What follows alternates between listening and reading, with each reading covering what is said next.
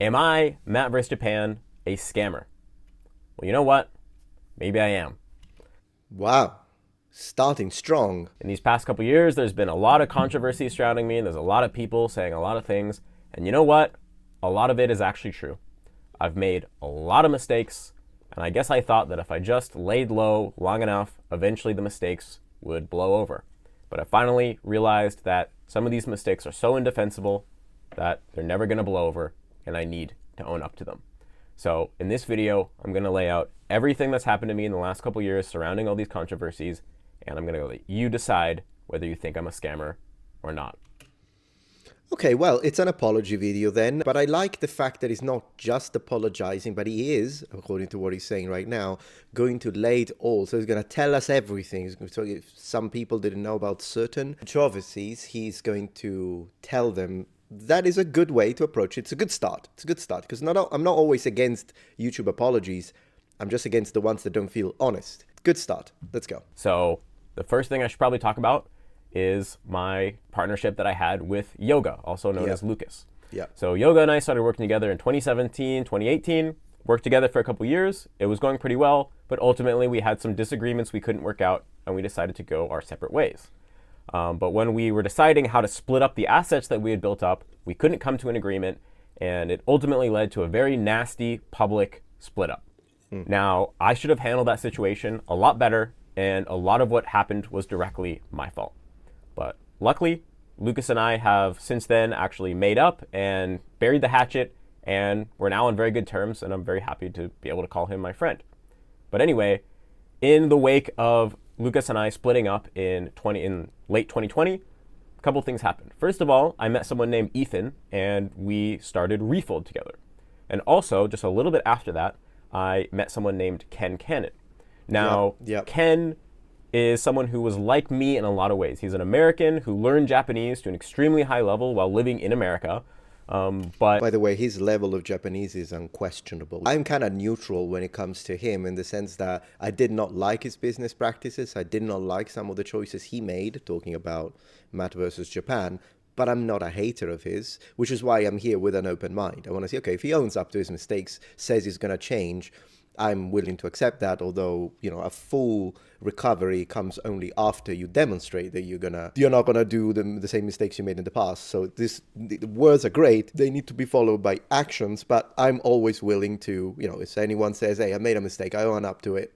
If it's an honest apology, I am inclined to accept it as a viewer of his. But one thing, even if you're the greatest hater and you're like, no, there is no forgiving, this guy is a scammer, I don't care, that's fine, it's your choice. But his talent when it comes to his ability to speak Japanese is unquestionable. Okay, Matt versus Japan is an extremely high-level speaker of Japanese. What was a little different than me was he had a background in online marketing and online business, and he had a business online where he helped people learn Japanese, and he made a lot of money. So when I started to become friends with Ken Cannon, he taught me a lot about this kind of business and online marketing, and I allowed myself to be very influenced by this. Right. And it actually led me to decide that I wanted to stop doing Refold and instead work with Ken Cannon. So I actually talked to Ethan very early on in the creation of Refold, and we had decided that I was going to leave Refold, and we together created a plan, a kind of long-term exit plan that would allow me to leave Refold in such a way that Ethan would be able to continue Refold without me. And this actually went really well. I ended up sticking around with Refold for about 2 years total, and in the middle of 2022, I officially left Refold, and to this day, 3 years later, Ethan and the Refold team run Refold, and it seems like it's going really successfully. So luckily, that went well. But anyway, around this time when I had just started to meet Ken, started to talk to Ken, I was still in Refold, an incident that happened that I have to mention is that at one point I was having what I thought was a private conversation with another member of the Japanese learning community. Ooh, I remember that. I remember that one. I watched the whole thing. And it turned out that this entire conversation was actually getting recorded. So this was a 2-hour conversation that we had where I was speaking very candidly about my perspective being a creator in this Japanese learning space. Yeah. And this conversation, was recorded without me knowing, and was passed around, and it got into the hands of someone who really hates me. And this person took clips from this 2 hour long conversation and edit it into a video that made it sound like I was saying really terrible things. Like I thought my whole audience was a bunch of whales that I could just milk for money by selling like crap products, and that, you know, I thought I was some kind of Japanese god, and I would, you know, purposely try to lead my audience into thinking that I'm a Japanese god or something like that. Now, if you actually listen to the whole conversation, I did, in context, what I said was actually pretty mild. And so I've uploaded an entire 2 hour uncut recording of this conversation, the exact recording that went around. I have uploaded that on my second channel so that you can go and watch it and decide for yourself what you think. Okay, put the link. That's a good approach. For what I remember, it's been a few years now. So do take my words with a pinch of salt. I do remember that watching the whole thing in context actually does sound a lot less horrible than it did if you only saw the bad clips. But in those bad clips, he did sound extremely arrogant. So there is that, for what I remember. But I would have to rewatch it. So do take my words with a grain of salt.